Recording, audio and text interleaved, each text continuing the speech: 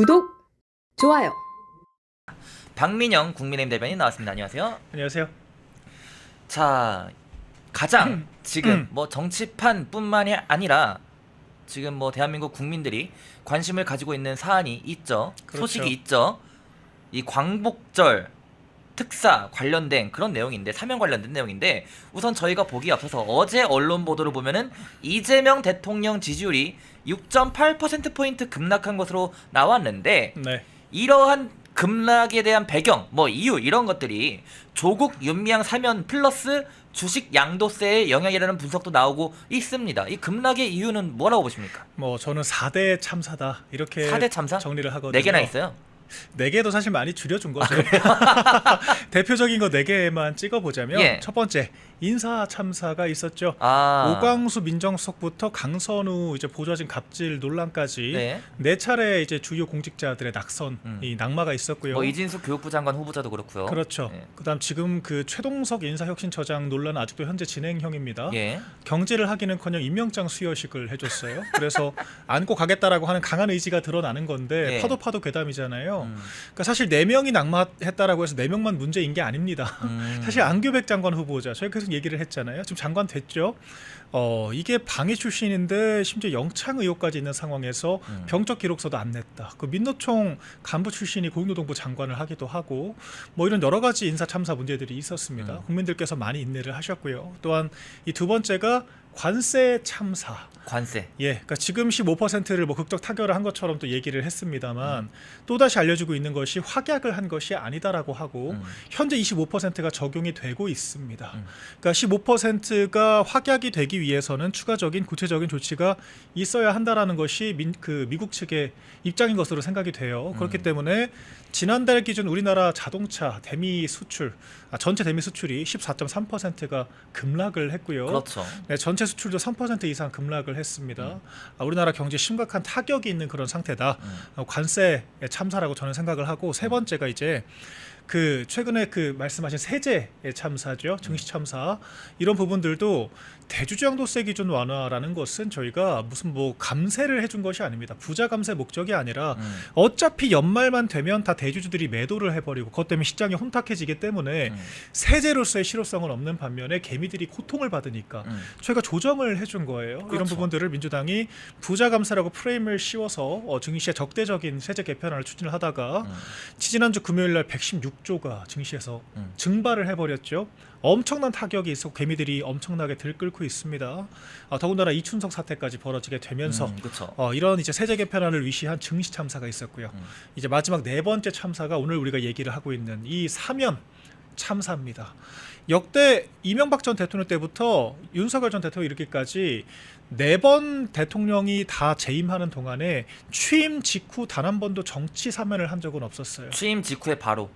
맞습니다. 이렇게 취임하자마자 2달 만에 정치 사면을 한다라고 한 것이 20년 만에 처음 있는 일이다. 이렇게 말씀을 드릴 수 있겠고요. 예.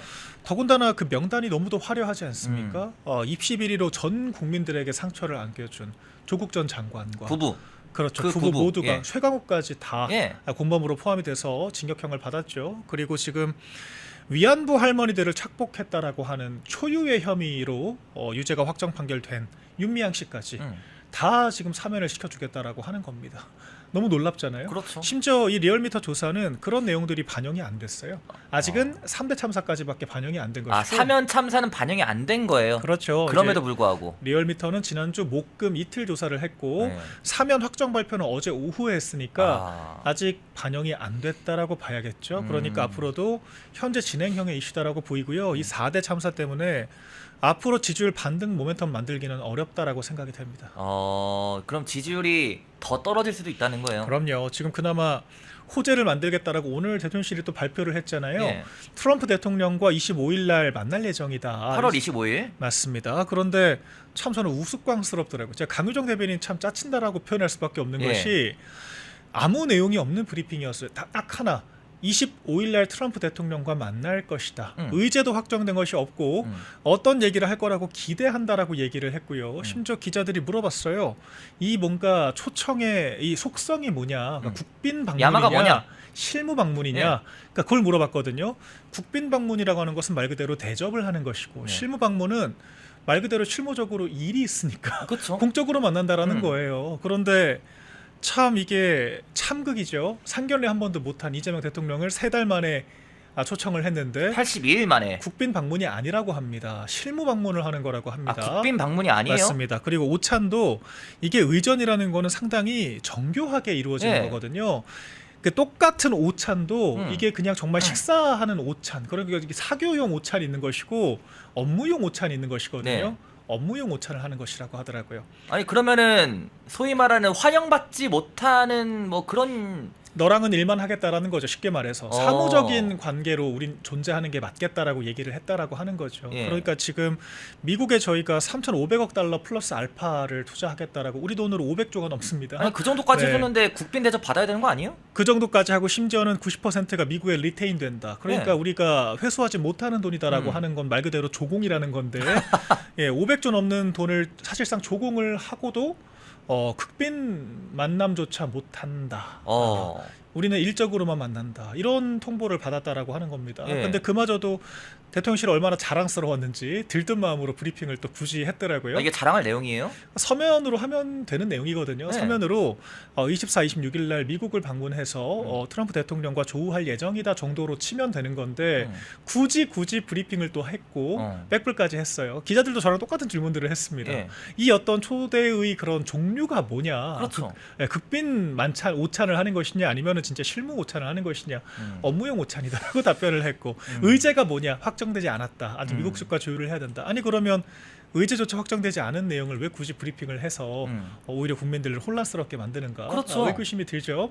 그러니까 무엇을 가지고 이 양국 정상이 아니 실무 협의라면서요. 그럼 실무를 어떤 의제를 가지고 다룰지가 제일 중요한 거 아닙니까?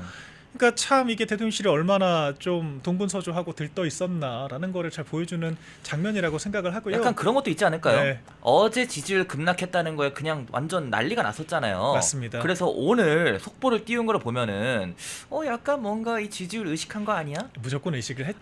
그러니까 뭔가 호재를 만들어 보고자 급박하게 브리핑. 제가 대통령실 일을 해봤지 않습니까? 예. 그 심리를 너무도 잘 알고 있어요. 그러니까 통상적인 경우에 이런 것들은 절대로 이렇게 직접 브리핑을 할 만한 온마이크를 할 만한 내용이 아니에요. 서면으로 하면 됩니다. 그러니까 의제가 확정되고 만남의 종류가 확정이 되면 아마 다음 주 정도에 하는 것이 통상적인 그런 대변인실의 업무 프로세스입니다. 그런데 오늘 굳이 브리핑까지 해서 기자들에게 망신까지 당하는 것을 감수하고 나왔다라고 하는 거는 아무튼 지금 얼마 안 있는 호재니까 나가서 적극적으로 홍보를 해라라고 하는 지시가 있었겠죠. 그래서 전 들으면서 이런 것까지 기자들 불러다 모아놓고 브리핑을 할 일인가? 그니까요. 의제도 없고 만남 자체도 실무 만남이라고 하고, 그러니까 이거는 3달 만에 상견례를 한 것치고는 너무 짜치는데. 그리고 기자들 네. 입장에서도 이 통실 기자들 입장에서도 알맹이가 없는 뭐 그런 거지 않을까요? 내용이 아예 없죠. 그러니까 그 기자가 심지어 물어봤으면 똑같이 물어봤어 저랑. 아니 이런 것들은 통상 일주일 전에 얘기를 해주는데 2주 이렇게 빠르게 브리핑을 하신 이유가 뭐냐? 그니까. 오죽하면 물어봤다라는 거예요. 그리고 이제 그 오찬이라는 것도 오찬의 종류가 뭐냐라고 또 물어봤다라는 겁니다. 그러니까 굉장히 조금 글쎄요, 우리가 미국에게 이런 대접을 받았던 적이 있었는가 싶을 정도로 안타까운 것이고, 그러니까 위성락 안보실장, 뭐 구윤철 경제부총리 이런 사람들만 패싱을 당한 게 아니라는 거죠. 그러니까 트럼프 대통령이 이재명 대통령과 그렇게 유화적인 관계를 유지할 생각이 없어 보인다. 이걸 저희가 역설적으로 오늘 다시 한번 확인을 했습니다. 결론적으로 글쎄요, 지지를 오를 만한 호재가 딱히 보이지 않죠. 그래서 지금 아마 북한과의 관계를 계속 이렇게 두드리는 것이, 오늘 이재명 대통령이 그 북한 관련해서 뭐라 언급했었죠? 북한 인권 보고서를 또 발간하지 않겠다라고 보도가 나왔어요. 인권 보고서를 발간하지 않겠다고요? 네. 왜요? 그러니까 이게 계속 그 연장선에 있는 거죠. 이재명 대통령 집권하자마자 뭘 했습니까? 대북. 탈북 단체들의 대북 그 전단 살포를 중단해달라고 예. 통일부가 요청을 했고요. 또 두 번째로 그러고도 북한이 반응이 없으니까 국방부 그 국정원에서 대북 방송 송출을 중단을 했죠. 그러고 나서 그 김여정 부부장이 또 막말을 했습니다. 우린 신경도 안 쓰는데 왜 그런 짓거리를 하느냐. 그랬더니 이제 민주당이 이 정도면은 누그러진 거다라고 이제 눈치를 살살 보면서 정동영 통일부 장관이 또 뭐 했죠? 한미연합훈련 조정하겠다고 예. 건의하겠다고 또 얘기 공표를 했죠. 지금 또 얼마 전에 지난주에 뭐 했습니까? 대북 확성기 다 철거했습니다. 그리고 이제 오늘 와서는 북한 인권 보고서도 발간 안 하겠다. 그러니까 이거는 아니 뭐 비위를 얼마나 맞추는 거예요? 이건 정말 굴종 중에 굴종이죠. 우리가 어떤 나라에도 이런 식으로 굴욕적인 외교를 하질 않습니다. 그러니까 이런 것들은 알아서 긴다라고 표현하는 것이 적합하다라고 생각을 하고, 더군다나 북한이 우리에게 뭘 해준 것도 없어요. 예. 네. 이러다가 또 이제 정권 말쯤에 남북 연락사무소 폭파 같은 사건도 한번 벌어지면 또 한번 또 더? 다 물거품이 될 건데, 근데 지금 이제 그 생각만 하는 거예요. 지방선거 앞두고 남북 정상회담 한번 만들어 보자, 화해무도 한번 만들어 보자. 아, 그 2018년 때처럼. 그렇죠. 2008년에 이제 그렇죠. 2018년에 문재인 전 대통령 당시에 그 사례를 상기를 하는 거예요. 아. 그래서 지지율 반등 모멘텀이 오죽 없으면 이렇게까지 굴욕적인 행보들을 하면서 북한의 비율을 맞추는가. 굉장히 좀 안타깝고. 또 시기가 절묘하네요. 그때도 2018년 지방선거가 있었고요. 그렇죠. 국민의 한 사람으로서 정말 참담한 심경입니다. 근데 국민들께서 또 속겠습니까? 한 번 속았으면 그만이지. 김정은과 문재인 전 대통령이 그렇게 몇 차례 만났고 아무런 성과도 없고, 오히려 우리 안보상의 기밀만 유출됐다라고 하는 의혹들이 있잖아요. 더군다나 뭐 종전선언이니 뭐니 하겠다라고 말만 해놓고 그렇죠. 아무것도 실적을 낸 것은 없고, 결과적으로 정권 말에 어떤 사건이 있었습니까? 음. 남북 공동 연락사무소를 그냥 미사일을 쏴서 폭파시켜 버렸어요. 초유의 사태가 벌어졌습니다. 그러고도 지금 학습 능력이 없는 건지, 아니면 지지율을 반등할 만한 모멘텀이 그것밖에 없는 건지 모르겠지만, 또다시 정말 구구절절한 그런 짝사랑을 하고 있다. 애처롭습니다, 진짜. 그러니까 이게 두 번 속으면 바보입니다. 그리고 자, 이 8.15 특사에 광복절 특사입니다. 심지어. 네. 근데 광복절 특사의 윤명이 어떤 사람입니까? 아니 위안부 할머니들 그 횡령 혐의 등으로 해가지고 대법원 유죄 판결을 받은 거 아닙니까? 대법원 유죄 판결을 받은 사람을 민주당 툭하면 뭐라 하죠? 일본에게 지지 않겠다, 뭐 일본 어쩌고 하면서 그런 얘기들, 뭐 일본 언급 많이 하더니 정작 위안부 할머니들 횡령 혐의 등으로 유죄 판결 받은 윤명에 대해서 지금 뭐 이상한 말들을 하고 있어요. 민주당도 그렇고 지금 결국 사면이 됐죠. 네. 이 조국 윤미향 사면은 어떻게 보세요? 제가 사실 그 방송 나가서 음. 조국이랑 윤미향 씨 관련해서는 정말 감정 컨트롤이 안 될 정도로 저도 분노가 치밀더라고요. 그러니까 심지어 앵커들도 다 누군가의 자녀, 또 저도 입시를 직접 겪어본 네. 학생이었지 않습니까? 네. 그런 입장에서 조국 전 대표 부부가 했던 만행이라고 하는 것은 정말 국민들께 씻을 수 없는 상처를 준 거거든요. 아니 어떤 부모들 자기 자식한테 그런 식의 혜택을 주고 싶지 않겠습니까? 밤새 피 터지게 공부하고 그러고도 성적 못 받아서 또 스트레스 받고, 그렇죠. 그렇게 대학에 가서도 전전긍긍하는 사람들이 전국에 널려 있어요. 얼마나 가슴 저리게 그렇게 자식들을 지켜보겠습니까? 그런데 그런 권력을 이용해서 표창장을 조작을 해서 만들어내고, 스펙을 또 조작을 하고, 심지어 대리시험까지 봐줬다라고 하고, 이런 식으로 권력을 남용하고 스펙 품앗이를 하고 부모 찬스를 썼어요. 그렇게 해서 남들 모두가 선망하는 의대까지 갔습니다. 이런 국민적인 공분을 산 사건이 있었고, 거기에 대해서 조국 전 장관이 단 한 번 사과라도 했습니까? 사과 안 했죠. 오히려 그 민주당의 강성 지지자들, 정말 상식을 초월하는 지지자들이 서초동에 모여서 조국 수호를 외쳤습니다. 그 티슈 닦아주던 사람들? 네. 사이비 종교에 예. 가까운 그런 사람들이죠. 그런 충격을 우리 전 국민이 기억을 하고 계세요. 심지어는 조국 전 장관이 확정 판결을 받고도 지금 감옥 간 지 8개월밖에 안 됐습니다. 감옥 가서도 뭘 했죠? 출판도 하고 정치인들 만나고 서한 보내고 메시지 내지 않았습니까? 정치를 했습니다. 예. 반성하기는커녕. 그런데 형기를 30%도 못 채운 상황에서 사면을 한다? 이걸 누가 납득을 할 수 있죠? 절대 할 수가 없죠. 그리고 예. 정경심 씨나 조국 전 대표 같은 경우에는 단순히 입시 비리만 가지고 감옥 간 게 아닙니다. 정경심 씨는 내부 정보를 이용해서 주가 조작을 했다라고 해서 또 감옥에 가 있는 상태고요. 혐의가 있는 상태고요. 유죄 확정이 됐습니다.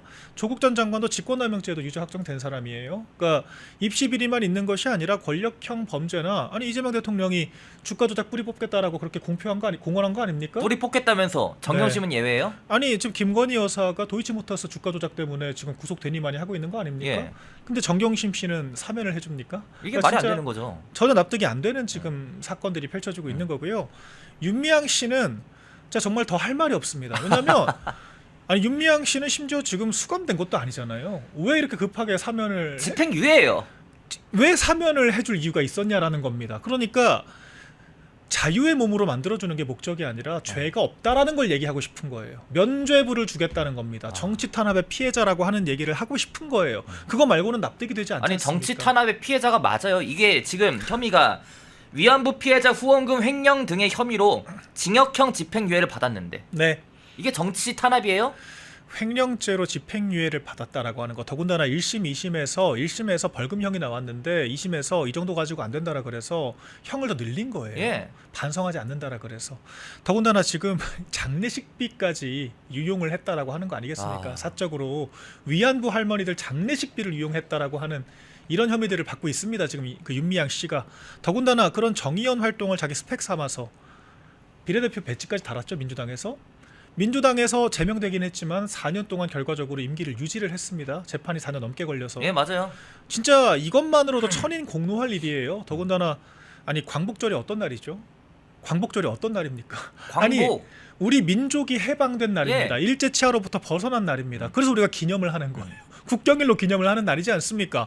그러니까 너무 황당한 거예요. 아니 일제치하에 가장 고통받았던 사람들이 위안부 할머니들 아닌가요? 민주당이 그러니까 그 위안부 할머니들 위해 준답시고 했던 것들이 반일 선동 아니었습니까? 근데 지금 광복절에 그 위안부 할머니 피해자들을 착복했던 사람을 해방을 시켜준다? 민족 해방의 날을 범죄자 해방의 날로 만들어준 거예요. 비유하자면 아니 3.1절에 이완용을 친일 명단에서 배제해주는 거랑 뭐가 다르죠? 아니 어린이날에 조두순 같은 사람들 사면해주는 거랑 뭐가 다릅니까? 그런 댓글도 되게 많아요. 지금. 그럼요. 아니 6.25 전쟁 기념일날 김정은한테 지금 축하 화환 보내는 거랑 뭐가 다르냐고요 대체. 그러니까 말 같지도 않은 지금 행동들을 아무렇지 않게 하고 있는 겁니다. 반박을 할 생각도 없는 것 같아요. 그냥 지지율 조금 떨어지고 말지 뭐. 이런 생각인 것 같습니다. 정말 상상을 초월하는 사건이고요. 저희는 어떻게 해석을 할 수밖에 없냐면 윤미향 씨 남편 김삼석이라고 하는 분이 계시죠. 국가보안법 위반으로 처벌을 받았던 이른바 이제 간첩 사건에 연루됐던 사람이었습니다. 남매 간첩단 사건의 어떤 내용들이 뭐냐면 대학가에서 주체 사상을 설파하는 영화들을 상영을 했고요. 주체 사상을 지지하는 책들을 발간을 했습니다. 그래서 국가보안법 위반으로 처벌을 받은 사람입니다. 지금도 언론사랍시고 하는 것들이 이제 어용 언론을 유지를 하는 거죠. 예. 이용수 할머니가 윤미향 씨를 고발을 했을 때 해당 언론사에서 이런 기고가 나왔습니다. 이용수 할머니가 생각이 바뀐 이유가 자녀들에게 물려줄 돈이 필요하기 때문은 아닐까. 정말 이거는 진짜 인면수심이라고 해야죠. 인면수심. 이거 정말 사람의 얼굴을 하고 있는 이건 짐승이죠. 이런 식의 기고를 했다가 레거시 미디어에서 엄청난 포화를 맞자 글을 또 지웠습니다. 그러니까 그런 사람이 윤미향 씨의 남편이 좌파 진영에서 엄청난 영향력이 있는 사람이기 때문에 윤미향한테 절절매는 거 아니냐 이런 얘기들이 나오고요. 심지어 지금 윤미향 씨 페이스북에 좋아요. 윤미향 씨가 어제 또 고맙습니다라고 글을 올렸어요. 사면 확정이 되니까. 그러니까 굉장히 분노스러운 상황인데 거기 또 이제 민주당 주요 관계자들이 좋아요를 누르고 있습니다. 그러니까 이게 이재명 대통령 개인 혹은 민주당의 그런 정서를 넘어서 이 좌파 진영의 팽배에 있는 거예요. 윤미향은 죄가 없다. 정말 놀라운 관념이고요. 자꾸 검찰 얘기를 하는데 검찰이 재판했습니까? 재판은 법원에서 했어요. 그리고 1심, 2심 대법원까지 일관되게 유죄 판결을 유지를 했습니다. 대체 뭐가 억울하다라는 거죠? 납득이 되지 않고 이용수 할머니 가족들도 울분을 토하고 있어요. 이용수 할머니 지금 건강이 너무 안 좋으셔서 예. 90이 넘으셨잖아요. 그러니까요. 지금 제대로 나와서 입장을 낼 수도 없는 상황이라고 그리고 하고 심지어 제가 알기로는 이 소식이 안 알려지기를 원한다고. 너무 충격을 받으실까봐 아직 말도 못했다라고 하더라고요. 그러니까 너무 가슴이 민주당은 더 이상 일본 얘기하면 안 됩니다. 앞으로 본인들이 일제치하 피해자들 위한다라고 했던 게 결과적으로 정치적 도구로 썼다라고 하는 지금 자백을 한 거예요. 근데 지금 그러자마자 윤미향 씨가 참 뻔뻔스럽게도 고맙습니다. 네, 고맙습니다. 그리고 또 윤석열 정권 당시에 굴욕적인 이제 한일 합의를 또 우리가 다 철폐를 하고 또 이제 진정한 사과를 또 그러고 있어요. 지금 똑같이 하고 있습니다. 그러니까 갈등 산업 종사자죠. 갈등이 있어야 일본을 적대화하고 악마화를 해야 정의연과 같은 시민단체들이 남의 돈 먹고 착복할 수 있으니까 세금 받을 수 있으니까 그러니까 여가부 세금까지 지금 유용했다라고 해서 그것도 다 제목에 포함되어 있는 거였습니다. 그러니까 이런 갈등 산업 종사자들, 우리 국민들이 낸 세금 가지고 밥 벌어먹고 살면서 위안부 할머니들 착복하는 이런 사람들, 그런 사람들에게 무죄 석방을 시켜주고 더군다나 또다시 그런 사람들이 일본과 싸워야 하고 위안부 할머니들을 위한다라고 하는 가증스러운 메시지를 아무렇지 않게 던지는 이런 나라가 됐습니다. 펜앤마이크와 광동이 함께 준비한 초저분자 콜라겐으로 피부 속까지 촘촘하게 관리하세요. 하루 두 알로 피부 보습, 탄력 개선, 체내 흡수에 용이한 저분자 PC 콜라겐, 부원료 또한 탄탄하게 펜앤마이크 TV 단독 할인 1개월분 한 박스에 13,000원, 3개월분 3박스에 30,000원. 펜앤마이크 구독자 전용 댓글 상단 할인 링크에서 구매 가능합니다. 전화 문의는 1661-6915, 전화 문의는 1661-6915. 펜앤마이크와 광동이 함께 준비한 머리부터 발끝까지 모든 순간 풍성하게 광동 효모 비오틴 하루 한 번으로 가득 채우는 에너지 600mg 맥주 효모 함유 목 넘김 좋은 알약 타입 펜앤마이크 TV 단독 할인 1개월분 한 박스에 15,000원 3개월분 3박스에 35,000원 펜앤마이크 구독자 전용 댓글 상단 할인 링크에서 구매 가능합니다. 전화 문의는 1661-6915 전화 문의는 1661-6915 펜앤마이크에서 추천하는 영상도 보고 가세요. 다른 영상도 즐기시려면 구독 버튼을 꼭 눌러주세요.